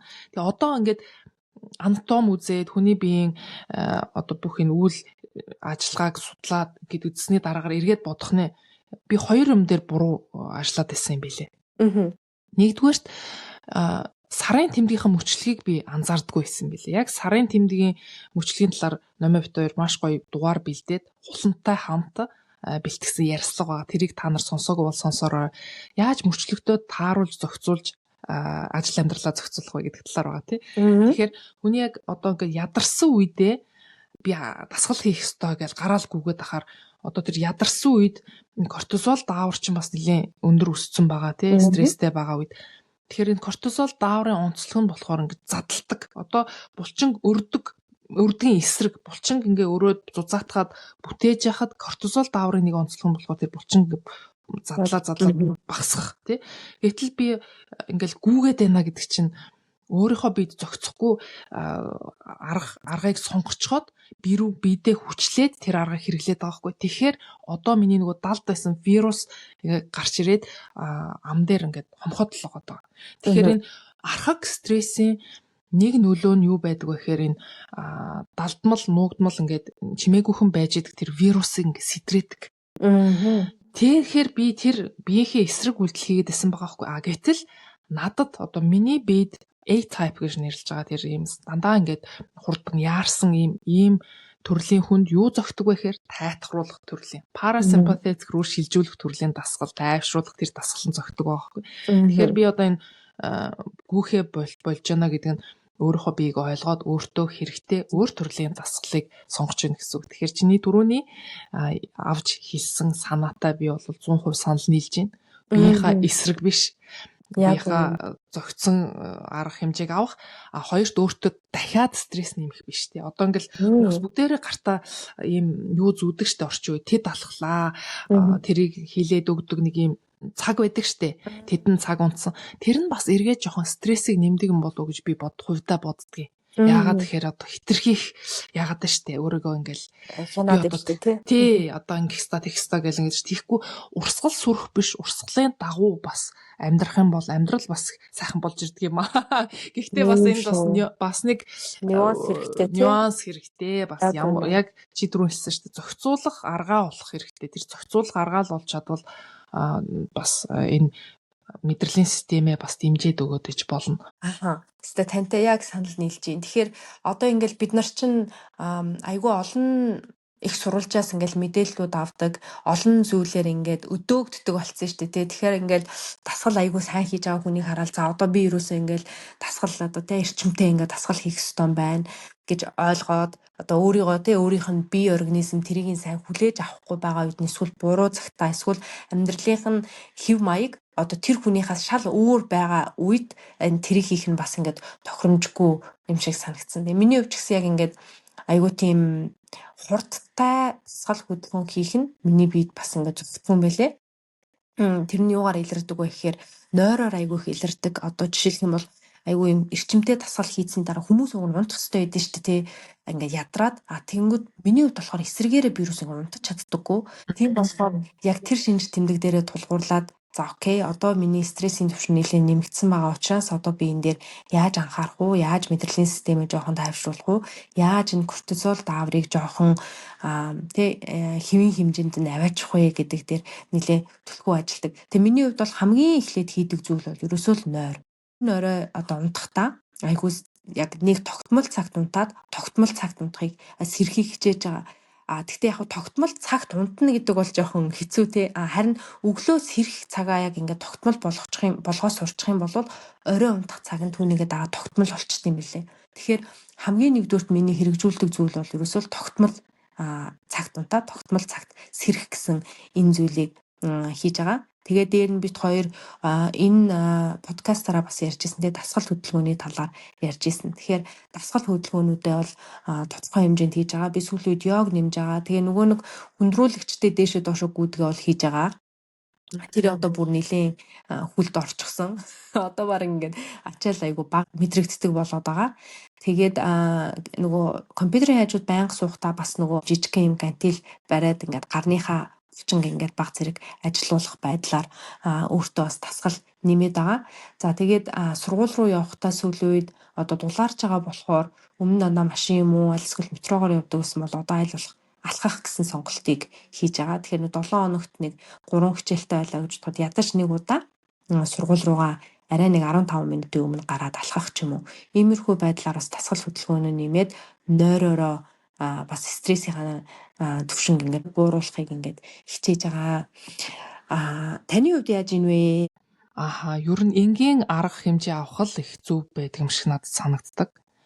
Яг өөртөө чинь яг адилхан. Нойрон дээр анхаарлаа хандуулна. Нойроо сайн авцсан нөхцөлд маргааш стресстэй зүйл тохиолдлоо ч гэсэн тэрийг даван дуулах чадвар маш нэмэгдсэн байдаг. За хоёрдугаарт нь заавал хөдөлгөөн нэмнэ. Бас бид нөгөө ингээ хөдлөхгүй суугаад утсаа ингээд байн хараад ахаар утсан дээр гарч ирж байгаа зүйлс маань мэдрэлийн системийг өдөөгөөд тэг эргээд нөгөө нэг сандарсан төлөвт оруулах боломжтой. Тэрийг задлахын тулд дундуур нь задлж ингээ гадагшлуулахын тулд дундуур нь хөдөлгөөн хийгээд гадаа алхах ч юм уу, гоё наранд алхах ч юм уу, эсвэл галтгоонд орж галтгоо цэвэрлэх ч юм уу те ямар нэгэн хөдөлгөөн хийхээр бас яг ингээ стресстүүлээд байгаа тэр зүйл арай жоохон намждаг. За дараагийнх нь болохоор хооллох цагтаа бас би нэлээд ач холбогдол өгөөд удаж байна. Хооллох цагтаа яаж ач холбогдол өгдөг вэ гэхээр яг л хуваараар ингээ хооллохоор мэдээж яг ингээл цаг тавьчаал. Тэдэн цагаас тэгээд тийм мэдэн уун гэдэг ийм юм биш шүү дээ. Гэхдээ тодорхой цагт хооллоод тодорхой цагт хооллохоо болох нь маш том үр нөлөө үзүүлдэг. Тэгээд судалгааг бас хараад үзэхээр шөнө ингээд шөнөөр хоол идэхгүй удаан хугацаагаар гидсэндээ ингээд хоол боловсруулах боломж олгохоор эргээд энэ кортизол дааварт хүртэл сайн нөлөөтэй байдаг юм билээ.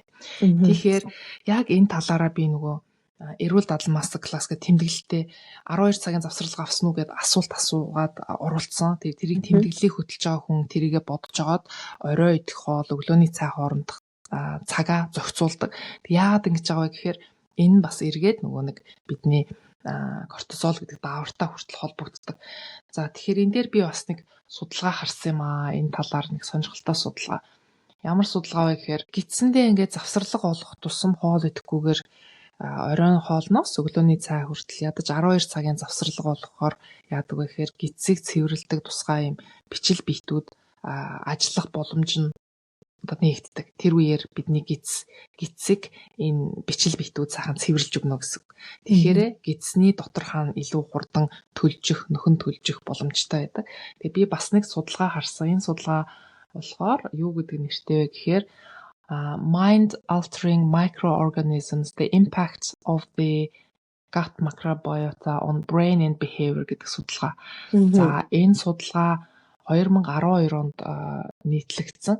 Тэгээ энэ судалгаан дээр юу гэж хэлсэн байсан бэ гэхээр кортизол даавар байнга ялгарч архаг стресстэй байх үед гидсний тэр хамгаалах юм хан нь одоо цоордог. угаасаа тэнд тодорхой хэмжээний зай байгаа. Тэр зайгаар нь бидний одоо ингээ эдсэн хоол хүнс цаашаа жижигхэн нэгж болоод цус руу очиод тэгээд цуснасаа цаашаа эд эсүүдэд очиж байгаа. Гэтэл кортизол гэдэг даавар өндөр байнга өсөөд архаг стресстэй байгаад байгаа үед энэ зай нь хэтэрхийх томсоод одоо нэг өсөндөө ийм шүүрхий цоорхоо хан үүсчихдэг.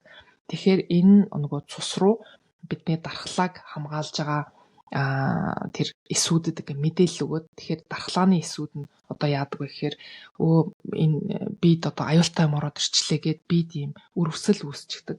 Тэгэхээр өрөвсөлтэй байгаад ахаар хүн яадаг вэ гэхээр нөгөө гидсний орчмоор хөвлөгөөрөө илүү их тархлах ийм эрсдэл үүсдэг. Тэгэхээр давтамжтай стресс гэдэг нь гидсний бичил битүүдийн тэнцвэрийг өөрчилнө. Гидсний бичил битүүдийн тэнцвэр нь өөрчлөгдөхөөрөө яаж байгаа вэ гэхээр өрөвсөл нэмэгдэн. Өрөвсөл нэмэгдэхээр тархалт бас дагаад нэмэгддэг. Дээрээс нь нөгөө халдварт үүсгэгчдэд өртөх магадлалыг нэмэгдүүлдэг. Тэгэхээр нуугдмал чимээгүй байгаа тэр герпес гэ зарим вирусуудыг идэвхжүүлдэг. Гэмтсэн эдийг нүхэн сэргийх процессыг нь удаашруулдаг гэд их олон нөлөө байгаа. Тэгэхээр ийм гэртээ амархан аргуудыг хэрэглээрэй гэдэг байгаа учраас энэ кортизол дааврыг бууруулахад л буцаад хэрэг болдог.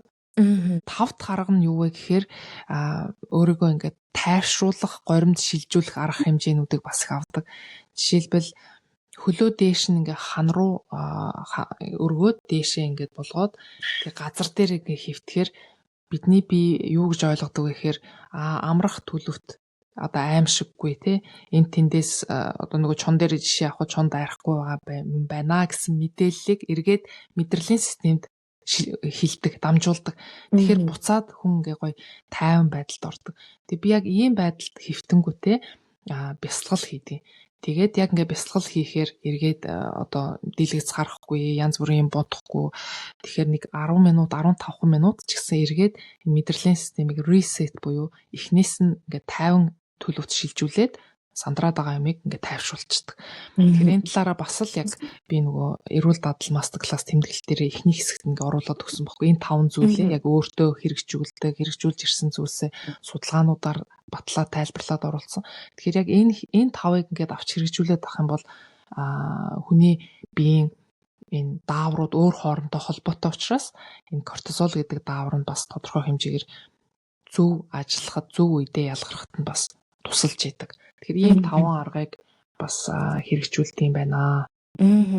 Сая таны сүүлийн хэлсэн дээр 5 дахь дээр хэлсэн зүйл дээр юмхэд би бас сүүлийн үед өдөрт яг нэг 15-аас 30 минут ийм дуу тусгаарладаг чихвч байдаг. Тэрийг зүгээд тэгээд гэрлээ нилээн багсгаад юуч бодохгүй, юуч үзэхгүй ингээд орон дээрээ тайван хөвтөж байгаа. Тэгээд ялангуяа өдөөс хойш болоод ирэхээрээ 3-аас 4-ийн үед яг тэгээд хөвтөд босоод ирэхээр бараг ингээд шүн унтцсан юм шиг мэдрэмж аваад босч ирээд байгаа. Тэгэхээр надад болохоор тэр арга бас айгүй сайн нөлөөлөд байгаа юм байна гэж бодоод. Тэгээ өдөр ингээд ямар ч одоо чухал ажилтаас яг 15 минут дор хаяж чихвч зүгээд тэгээд ингээд тайван хөвтөж байгаа. Тэр өстой гоё арга, маш гоё арга чи хэрэгжүүлж байгаа юм байна. Энийг яг чиний авч хэрэгжүүлж байгаа энэ гоё аргыг өөр талаас нь ингээд тайлбарлагдсан байдаг. Яг ингээ хараад үзэхээр яг нэг юм баах. Жишээлбэл бясалгал дээр тайлбарлахдаа, transcendental бясалгал дээр тайлбарлахдаа бага үдэд 11 цагаас нэг 20 минут, үдээс хойш 4 цагийн үед бас 20 минут энэ бясалгалаа мантрага уншаад бясалгалаа хийх хэрэгтэй байдаг байхгүй. Тэгэхээр яг тэр хоёр үе дээрээ ингээд хүн 20 минут юу ч харахгүй үзэхгүй ингээд дотгошоогоо ингээд сайхан тайван суучаар эргээд нөгөө мэдрэлийн системийг тайвшруулчихж байгаа. Йога дээр бас энийг болохоор юу гэж нэрлэдэг вүлээ вэ? Йогагийн бас нэг нэр байгаа. Йога хийх хүмүүс маш сайн мэдж байгаа. Яг йога нидра гэдэг нэрээ. Йога нидраг яг ингээл 20 минут хэртээ үдээс хойш 4 үед хийчихэл босоод ирэхэд яг чиний хэлдэг шиг шив шинээр одоо ингээд унтаас сэрж байгаа юм шиг те маш гоё амарчсан шинээр одоо хүчээс сэлбчихсэн одоо юу ч хийхэд ялангуяа оюуны ажил эрхэлж байгаа хүмүүсийн хувьд нэг юм амралт аваад буцаас хэрэгчихсэн ийм байдалд оруулчихдаг.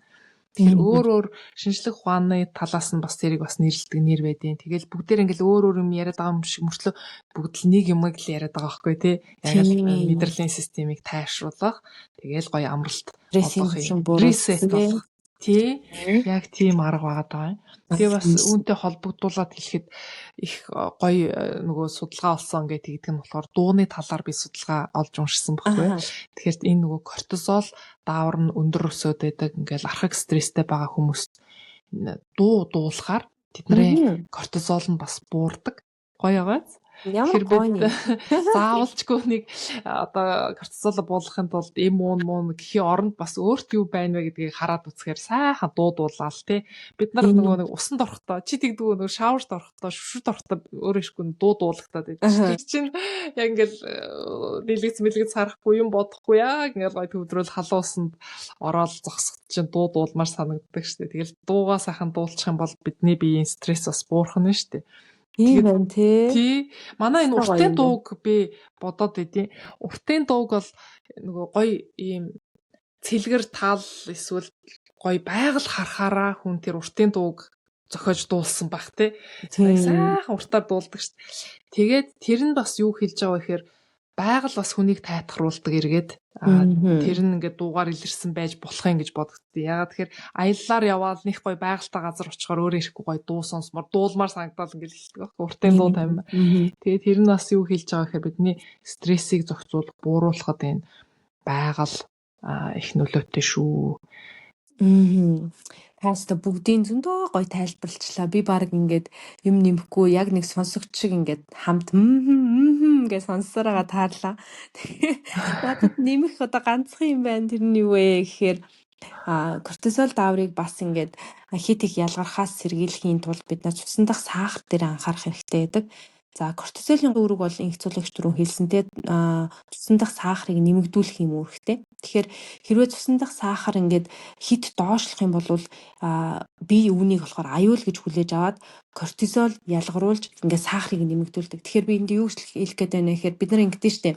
За одоо хоолоо ингээ скип хийх ингээд одоо жишээлбэл бага насны хүүхэдтэй эсвэл хит их ажилтдаг хүмүүс маань нэг мэтгэд өдрийнхөө хоолыг идэлгүй өнгөрсөн байдаг. За эсвэл нэг мэтгэд оройныхоо хоолыг алгассан байдаг тий.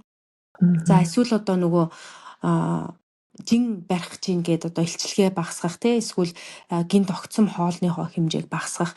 За ийм байдлыг ингээд ойр давтамжтайгаар хийдэг байх юм бол бас энэ кортизол даавар нэмэгдэх юм нэрслийг нэмэгдүүлдэг юм байна. Яагаад гэвэл нөгөө байнгын цусны сахар ингээл буураад ахаар би аюул гэж хүлээж аваад нөгөө кортизолынхоо хэмжээг нэмэгдүүлээд идэг гэсэн үг. Харин нөгөө талаас бас цусны дах сахараа ингээд байнга нэмэгдүүлдэг хоол хүнсийг идээд ах юм бол бас одоо кортизол даавар ихсэх одоо шалтгаан болдго юм байна. Жишээлх юм бол гликемийн индексийн үзүүлэлт өндөртэй, цагаан гурил, за чихэр хийжүүлсэн ундаа зэрэг хоол хүнсийг идэхээр цусан дах сахар огцом өсөөд тэгээ дараа нь ингээд хурдан буучиж байгаа шүү дээ тий.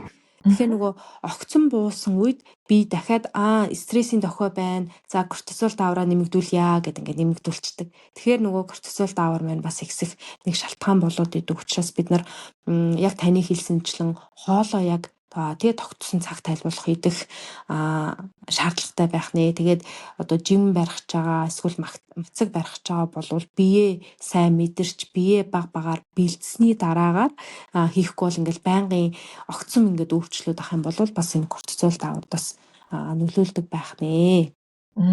Тэгэхээр кортизол даавраа зохицуулахын тулд цаг дээр бас их анхаарах хэрэгтэй. Хитэн цагаас юу хийж байна вэ гэдэг дээр тий. Жишээлбэл яг нэлээд олон хүмүүс би одоо ингээл орой гараад алхаж хахад жимд яг ажилд харах үеэр жимд ийм хүнд дасгалууд хийж байгаа харагддаг байхгүй. Тэгэхээр яг орой унтах дөхүүлээд дасгал хийхээр буцаад нөгөө нойронд нөлөөлөд буцаад унтаж чадахгүй зарим хүмүүс байдаг гэдэг чи өөр жишээ аваад хэлсэн шүү дээ нэмэ.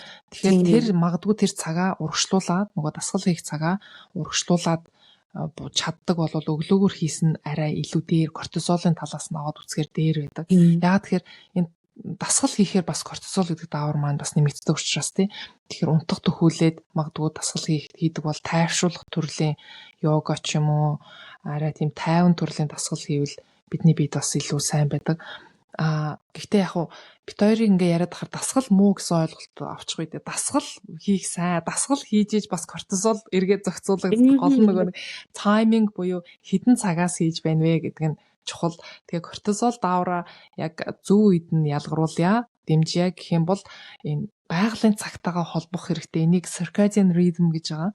Энэ нь болохоор нөгөө дотоод хэмнэл. Өглөө нар гарсан бол нартаа уйлдуулаад өглөөний цагаар болж өгвөл ингээд дасгал масгалаа хийдэг бол илүү үр дүн сайн байдаг. Орой амрах тийшээгээ кортизол давар багасдаг гэд номер 4 гоё тайлбарсан шүү дээ. Багасаад нойр хүрээд өглөө үүрээр энэ эргээд ялгардаг биедтэй. Тэгэхээр тэр дагууга яг цаанаас нь байглаас нь зохицолтуулсан тэр байгалийнхаа унган юуг нь өгөгдлийг нь ингээд дагаад бид ажиллах тусам бидний бие эрүүл байх боломж нь эргээд нэмэгддэг. Тэрэн дээр бас анхаарах нь зүйтэй юм болов уу гэж бодсон. За хоёулагийн подкаст дээр бол хоол хүнсийг орхигдуулж болохгүй тий. Тэгэхээр энэ кортизол дааврыг одоо өндөр байгаа үед бууруулахын тулд эсвэл энэ кортизол дааврыг хэвийн хэмжээнд одоо байлгахын тулд бид нар хоол хүнсэн дээрээ яг юуг анхаарах ёстой вэ гэдэг талаар яриад явал зүгээр юм болов уу гэж бодож байна. За тэгэхээр хамгийн эхлээд анхааруулж юм уу сануулж хэлэх ёстой зүйл нь юу вэ гэхээр одоо ямар нэгэн хоол хүнс идэл тэр нь шууд ингээл кортизолыг бууруулад ч юм уу эсвэл ингээл байнгын тэрийг дэмжинэ гэсэн санаа биш. Мэдээж урт хугацаанд бид нар хоол хүнсэндээ анхаарч эрүүл зөв тэнцвэртэй хоолсноор бас энэ кортизол дааврыг хэвийн хэмжээнд бас туслах боломжтой байдаг. За ямар байдлаар хоол хүнс нөлөөлдөг вэ гэхээр бодисын солилцоогоор дамжуулаад кортизол дааврын ялгаралтанд энэ хоол хүнс нөлөөлдөг. Түрүүн би хэлсэн те нөгөө цусан дах сахарын төвшинг одоо бид нар огцом өксгөж бууруулахгүй буюу хэвийн хэмжээнд байлгах нь одоо энэ кортизол дааврыг их хэмжээгээр ялгарах одоо тэр эрсдлийг нь бууруулж болдгоо. За дараагийн бас нэг судалгааны ажлууд уншиж байхад миний анхаарал татсан зүйл юу байсан бэ гэхээр омега 3 тосны хүчил.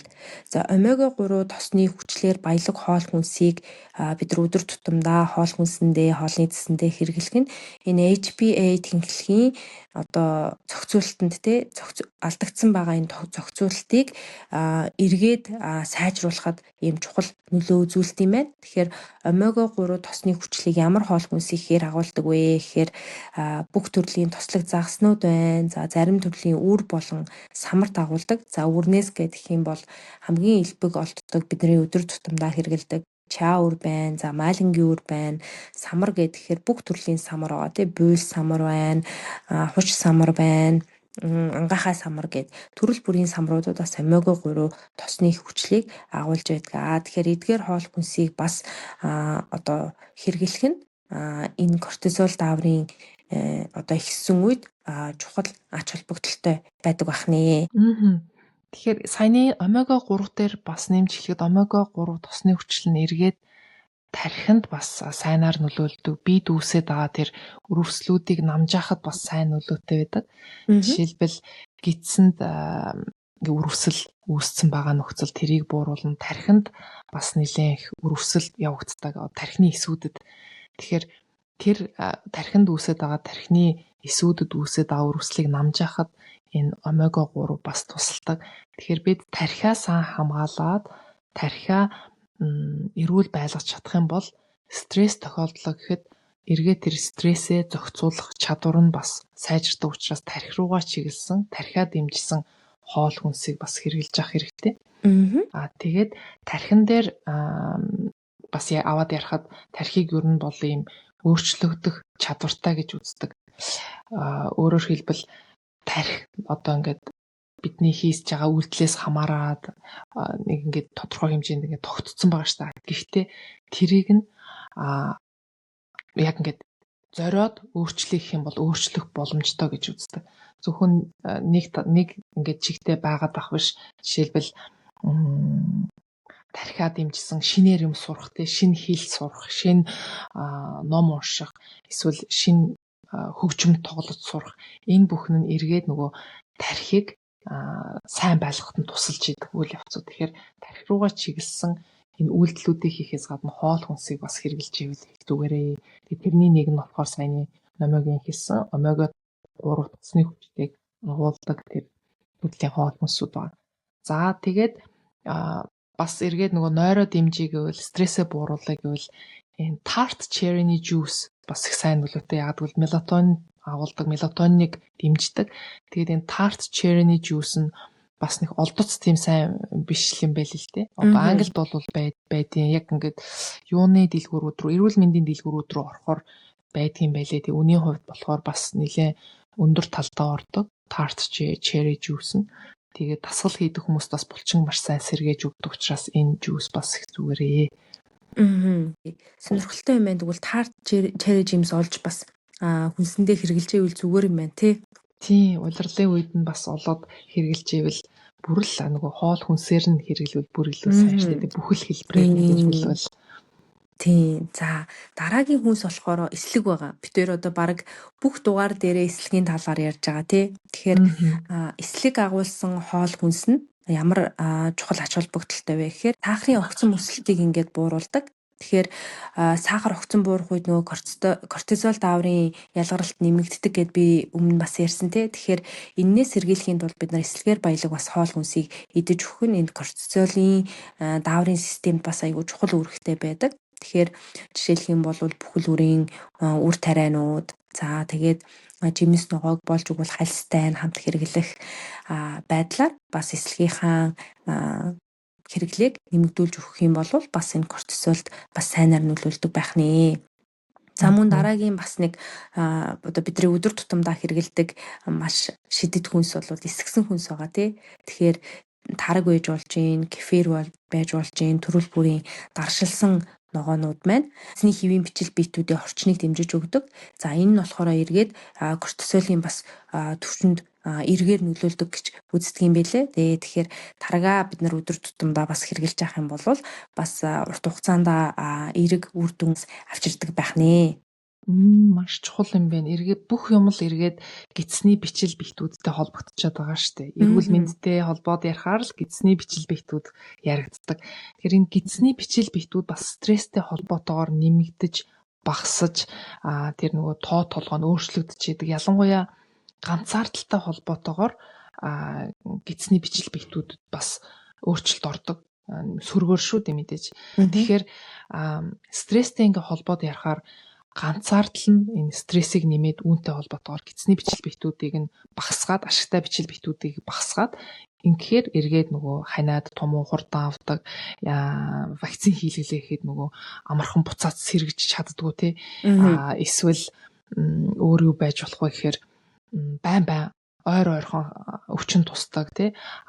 Эсвэл хавдрын одоо эс илэрлээ гэхэд тэрний тархацсан маш хурдан байдаг.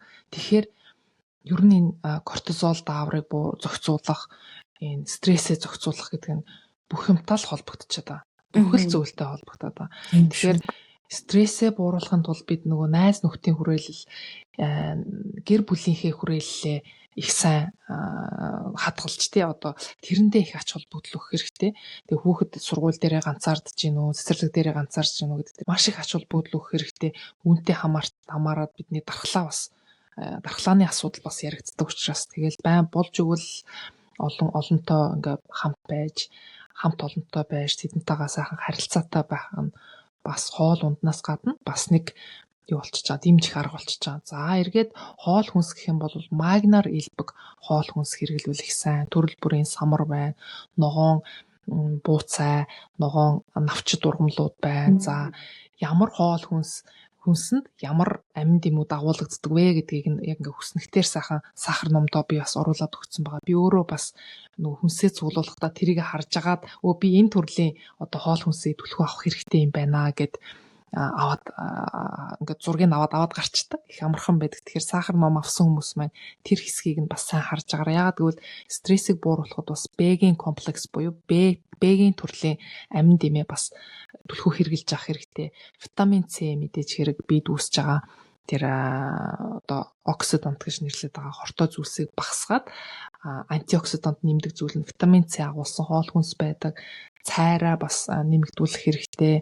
Цайр агуулсан хоол хүнсээ бас нэмэгдүүлэх хэрэгтэй. За тэгээд саплиментийн хувьд аваад үзэх юм бол L-theanine гэж байгаа. Гэхдээ энэ бас ногоон цайнд бас агуулгаддаг. Тэгэхээр магадгүй та бүхэн ногоон цайн дуртай бол L-theanine-ыг бас авч идэг. Тэгэхээр энэ бас сайн байх нэ. Тэгвэл ямар хоол хүнсээс ерөнхийдөө татгалзах хэрэгтэй вэ? Харин тийм ээ, яг л ингээд буцаал юу яачиж байгаа юм. Энгийн юм руугаа л орчиж байгаа юм тий. Ингээд багаас нь л хоол хүнс чинь бидний өдөр тутамдаа хэрэгэлдэг зүйл тий. Заавал хэрэгэлдэг зүйл. Тэгэхээр энэ рүүгээ л эргээд орчиж байгаа. Тэгэхээр чи түрүүн айгуу гоё тайлбарсан ш нь намаа нөгөө цусны сахарыг байнга өндөр өсгдөг хоол хүнсээ багасгаад харин бүхэл хоол хүнс рүүгээ шилжүүл илүү сайн гэдэг тий. Энэ тал дээр яг сахар гэдэг тусад ном гаргацсан болохоор одоогоор орхиод өөр нэг зүйлийг би ингээд чухалчлаад хэлмээрэн тэр нь юу вэ гэхээр цогтууруулах ундаа. Яагаад гэвэл цогтууруулах ундааг ямар хүн илүү хэрэглээд байгаа вэ гэхээр стресстэй байгаа хүмүүс илүү хэрэгэлдэг. Стресстэй байгаа хүн яадаг вэ гэхээр за одоогийн байгаа энэ нөхцөл байдлаа төр зуур мартагнаад нэг аяг вино уучиж гэдэг юм уу те, нэг аяг шар айраг уучий гэдэг ингэдэг. Гэтэл энэ цогтууруулах ундаанд болохоор эргээд маргааш нь стрессийг бүрэх нэмэгдүүлдэг. За тэгээ шүн сайн унтаж амархад саад учруулдаг. Нэг аяг вино уучаад өөстө нам унтлаа гэдэг бол худлаа байдаг шүү. Яагаад тэгэхээр яг тухайн үедээ яг амархан унтуулчихж байгаа юм шиг мөртлөө цаана нойрны энэ үе давхаргуудыг аваад үзэхээр маш тийм гүн унтах хэвээр тэр давхаргад нь саад учруулдаг. Тэгэхээр тэр давхарга дээрээ сайн гүн нойроо авч чадаагүй хүн маргааш нь стресстэй асуудал тохиолдлоо гэхэд тэргээ зохицуулах чадвар нь суларцсан байгаа учраас дахиад өөр юмнаас гарц ирэл хийлдэг. Тэр юм гарын дур байгаа нөгөө бэлэн сахартай тостой бэлэн аваад задлаад хэрэглээд идчихдэг хит боловсруулсан хүнс байдаг. Ингээд буцаад ийм нөгөө нэг чөтгөрийн тойрог гэдэг шиг ийм буруу зам руу ингээ хөтлөөд идэг учраас алкоголоо аль болохоор татгалзаасаа гэж хэлмээр байна. Тэгээд бас кофе байгаа тий. Орой энэ чинь нойр гэдэг маань стресс тэгээ кортизол даварт нэлээд нөлөөлдөг учраас орой яг унтахынхаа өмнө кофе уухгүй байх. За тэгээ хэд боловсруулсан хоол хүнс бас хэрэглэхгүй байх. Яагаад гэвэл цусан дах сахарыг огцом нэмэгдүүлж бууруулах хандлагатай байдаг. За тэгээд чихэрлэг ундаа цэвэршүүлсэн өөр тариад амгаасан хоол хүнсийг хэрэглэхгүй байх тал дээр бас анхаарах хэрэгтэй. Хэрэглэхгүй байх гэхээсээ илүүтэйгээр тохируулан хэрэглэх нь зохимжтой байх тий. Тэгээд нөгөө талдаа болохоор хоол алгасах хит баг илчлэгтэй хооллого зэрэг дээр одоо анхаарах хэрэгтэй шүү. Ялангуяа ойр ойрхон жингээ барьдаг хүмүүс энэ дээр бас сайн анхаараарай. За тэгэхээр өнөөдрийнхөө ярьсан бүх зүйлээ бид хоёр одоо базаад юу ярьсныгаа ингээд товчхон хэлье гэж бодож байна. Юуны өмнө бид хоёр та нартаа кортизол гэж юу юм бэ? Яг ямар даавар байдаг юм бэ? Дандаа муу талаас нь харах уу? Ямар үүрэгтэй байдаг юм бэ гэдэг талаар танилцууллаа. За тэгээ кортизол гэдэг даавар маань бидний биед хэрхэн үүсдэг юм бэ? Кортизол даавар бидний биед байх хэмжээнээсээ их хэмжээгээр одоо ялгарх юм бол ямар сөрөг нөлөөтэй вэ? За тэгээд атгах стресс болон кортизол хоёр хоорондоо хэрхэн яаж холбогддог вэ гэдэг талаар бас ярьлаа. За тэгээд бид хоёр бас parasympathetic nervous system sympathetic nervous system гэдэг хоёр төрлийн мэдрэлийн систем байдаг. Үүнд кортизол яаж нөлөөлдөг вэ? Тэгээ энэ хоёр мэдрэлийн системээ дэмжихийн тулд нэг төлөвөөс нөгөө төлөв рүү нь оруулахын тулд ямар хялбархан арга хэрэглэж болох вэ? Жишээлбэл дуудуулах, хөлөө дээш нь өргөөд хөвтөх, бясалгал хийх, харанхууд жоохон амс хийгээд хөвтөх тий. Энэ аргуудыг танилцууллаа. За мөн хоол хүнсэн дээрээ юуг анхаарах вэ? Хоол хүнсээрээ дамжуулаад кортизол дааврыг хэрхэн зохицуулах вэ гэдэг талаар бас та бүхэнд мэдээлэл өглөө. Хамгийн чухал анхаарах ёстой зүйл бол цусан дах сахарыг огцом нэмэгдүүлдэг хоол хүнсийг аль болох хязгаарлах нь байна. За мөн биеийн үрвслийг нэмэгдүүлж өгдөг хоол хүнсийг хязгаарлах. За мөн сэргээх үйлчилгээтэй кофеин болон за мөн нойронд одоо тий нөлөөлдөг архины хэрэглээг бууруулах тал дээр бас анхаарахыг энэ подкастаараа дамжуулаад ярьсан байгаа. За тэгэхээр энэ бүх мэдээлэл та бүхний амьдралд хэрэг болно гэж бид хоёр найдаж байна. За тэгээ хамгийн сүүлд нь энэ дугаараа өндөрлөхөөс өмнө бас нэг чухал санааг хэлэхэд яг стресс үүсгээд байгаа тэр зүйлээ олж тогтоох, мэдэх, таних, түүнээс хэрхэн яаж өөрийгөө холдуулах, эсвэл тэр байдлаасаа хэрхэн гарах тэр стрессээ олж тогтоосныхоо дараагаар стрессээ зохицуулах аргуудаа өөртөө тохирсон аргаа сонгоод ингээд хэрэглээрээ. За ингээд өнөөдрийнхээ дугаарыг энд хүрээд өндөрлөе. Тэгээд дараагийнхаа дугаараар уулзтлаа. Түр баяртай. Өнөөдрийн дугаарыг маань хүлээн авч сонссон та бүхэндээ маш их баярлалаа. Санал сэтгэлдээ үлдээхээ мартуузай. Дараагийн дугаарыг хүлээн авч сонсохын тулд subscribe хийгээрэй. Bye. Баяртай.